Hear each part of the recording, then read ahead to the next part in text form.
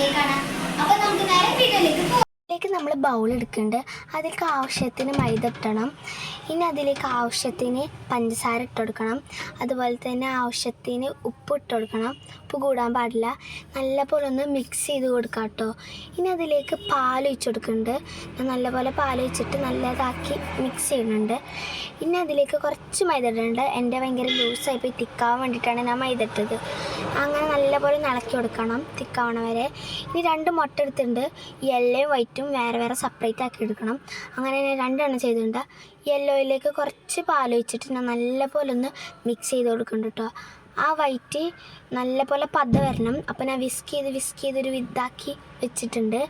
ഇനി നമ്മൾ നേരത്തെ വെച്ച ബാറ്ററിലേക്ക് ഇത് രണ്ടും നമ്മൾ ഇട്ട് കൊടുക്കണം കേട്ടോ.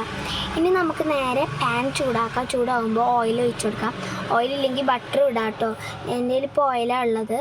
ഇനി നമുക്ക് അതിലേക്ക് നമ്മുടെ ബാറ്റർ ഒഴിച്ച് കൊടുക്കുക. ഞാനൊരു ആപ്പിൾ ഷേപ്പിലാണ് ഇതാക്കിയത്. ഇനി നമുക്കിതൊന്ന് ബബിൾ വരുമ്പോൾ അത് മറിച്ച് കൊടുക്കണം. ഇനി ഇത് നല്ലപോലെ അപ്പുറത്തിപ്പുറത്ത് മറിച്ച് കൊടുത്ത ശേഷം നമ്മൾ പ്ലേറ്റിലേക്ക് ഇടണം. അങ്ങനെ കുറേ ചെയ്തെടുത്തിട്ടുണ്ട്. ഇതിൻ്റെ കൂടെ തിന്നാൻ വേണ്ടിയിട്ട് ഞാൻ ഹണിയും വെച്ച് കൊടുത്തിട്ടുണ്ട് കേട്ടോ. ചെയ്യാനും ബെല്ലടിക്കാനും മറക്കരുത്.